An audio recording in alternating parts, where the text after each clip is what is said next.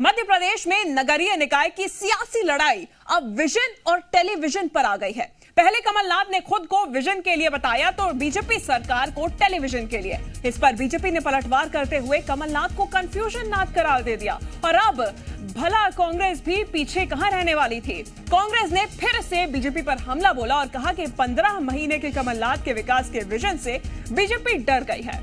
BJP को Kamal Nath phobia हो गया है। कल ग्वालियर में चुनावी सभा को संबोधित करते हुए कमलनाथ ने शिवराज सरकार पर तंज कसते हुए कहा था कि सीएम शिवराज विजन के नहीं सिर्फ टेलीविजन के नेता हैं। विजन और टेलीविजन की बात नहीं, कमलनाथ जी सिर्फ कंफ्यूजन के लिए हैं। ये लगातार कंफ्यूजन पैदा करना कर्मचारियों में, व्यापारियों में, बेरोजगारों में, किसानों में, यही इनकी राजनीति का मूल मोटिव है। कंफ्यूजन करो और आगे बढ़ो। कंफ्यूजन नाथ हो गए हैं वो।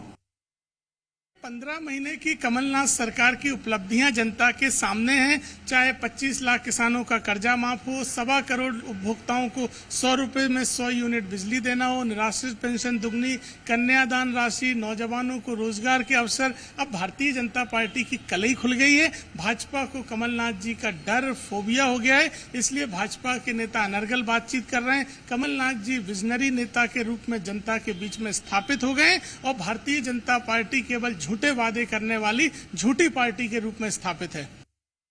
तो मध्य प्रदेश में सियासत तूफान पर है क्योंकि लगातार वार पलटवार चल रहा है और खुद को विजन बताते हुए टेलीविजन का नेता बता दिया है शिवराज सरकार को। और साथ ही साथ कमलनाथ पे हमला बोलते हुए नरोत्तम मिश्रा का भी बयान सामने आया था। नरोत्तम मिश्रा ने कहा कि कमलनाथ नहीं कंफ्यूजन नाथ हो गए हैं। और अब आपने ये बयान सुना कांग्रेस की तरफ से कि किस तरीके से पलटवार करते हुए नजर आ रहे हैं। ज्यादा जानकारी के साथ जी मीडिया संवाददाता प्रमोद शर्मा हमारे साथ जुड़ गए हैं। प्रमोद, निकाय चुनाव चल ही रहे हैं, रिजल्ट के बाद यह साफ हो जाएगा किसका विजन जनता को समझ में आ रहा है, मंजूर कर रही है।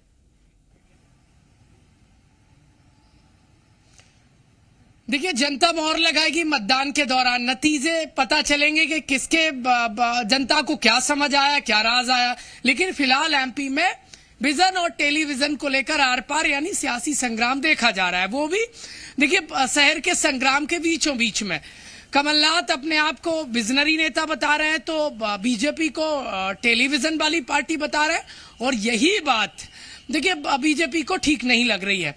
तो नरोत्तम मिश्रा कमलनाथ को कंफ्यूजन नाथ बताते नजर आ रहे हैं। आर पार सियासी संग्राम देखा जा रहा है विजन और टेलीविजन को लेकर। कांग्रेस पार्टी देखिए नरोत्तम मिश्रा की इस बयान से भड़क गई है जिसमें नरोत्तम मिश्रा कमलनाथ को कंफ्यूजन नाथ बताते नजर आ रहे हैं। कांग्रेस पार्टी ने कहा 15 माह में इतने कामकाज हुए हैं कि उन कामकाज पर जनता और उस विजन पर कमलनाथ के पे जनता मोहर लगाएगी और नगरीय निकाय में कांग्रेस पार्टी की सरकार बनेगी। अब जनता को क्या कमलनाथ का ये विजन राज आता है या बीजेपी जो कंफ्यूजन नाथ बता रही है वो राज आता है, ये नतीजे बताएंगे। लेकिन उससे पहले दोनों ही पार्टियां अपने आप को विजनरी और बेहतर प्लानिंग वाली बताने में जुट गई हैं। सियासी बयानबाजी तेजी से शुरू हो गई है। बीजेपी और कांग्रेस एक दूसरे को काउंटर करते नजर आ रहे हैं। लेकिन जनता को क्या समझ आ रहा है वो नतीजे बता पाएंगे। फिलहाल सियासी संग्राम चल रहा है, बयानबाजी जोरों पर है। और कमलनाथ के उस ट्वीट से जिसमें वो अपने आप को विजनरी और बीजेपी को टेलीविजन वाली पार्टी बता रहे हैं उसको लेकर देखिए सियासी बयानबाजी जोरों पर शुरू हो गई है। यशपाल सिसोदिया जी जुड़ गए हैं। यशपाल जी, बहुत स्वागत है आपका। हाल ही में आपने सुना होगा कमलनाथ जी ने विजन और टेलीविजन का बयान दिया है, ट्वीट किया था, शिवराज जी को टेलीविजन का नेता बताया था। लेकिन अब सीधा सीधा कांग्रेस बोल रही है कि सरकार कमलनाथ से डर गई है। देखिए शिवानी जी, मैं तो कमलनाथ जी से पूछना चाहेंगे कि अगर आपका कोई विजन था तो फिर आपने बेरोजगारी भत्ता क्यों नहीं दिया? आपका संकल्प पत्र क्यों अधूरा रह गया?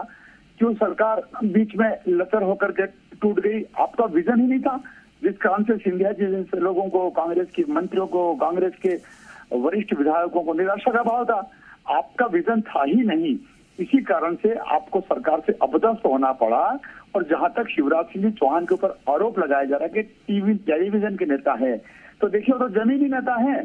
और जमीनी नेता है, तो तभी तो जनता उनको लगातार 17-18 वर्ष से पसंद कर रही है। ठीक है यशपाल जी, हमारे साथ जेपी धनोपिया जी जुड़ गए हैं कांग्रेस से। जेपी धनोपिया जी, बहुत स्वागत है आपका। यशपाल जी पूछ रहे हैं, अगर वाकई में विजन होता तो आपकी सरकार गिरती क्या?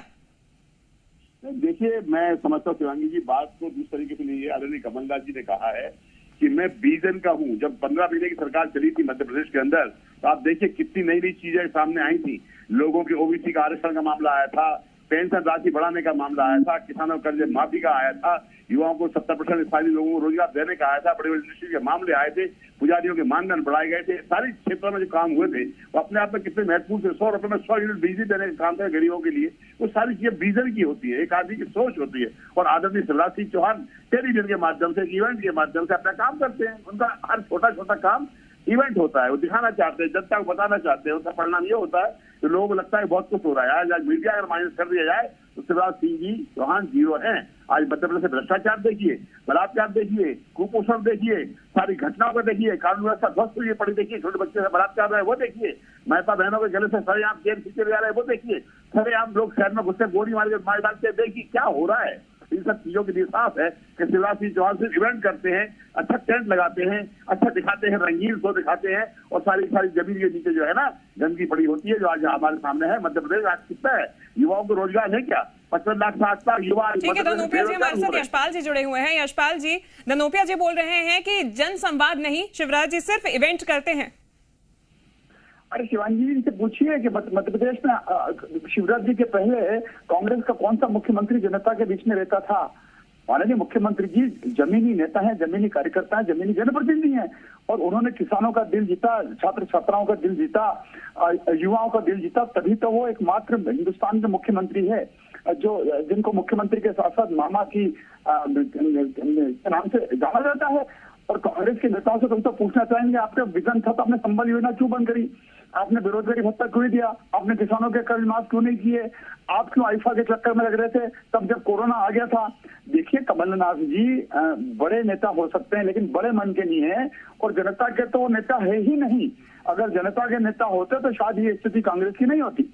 ठीक है यशपाल जी, धनोपिया जी, दोनों ही पार्टियों के सवाल एक दूसरे से कई सारे हैं और आरोप प्रत्यारोप का दौर भी जारी है। फिलहाल धन्यवाद आप दोनों का हमारे साथ जुड़ने के लिए। प्रमोद, आपका भी धन्यवाद।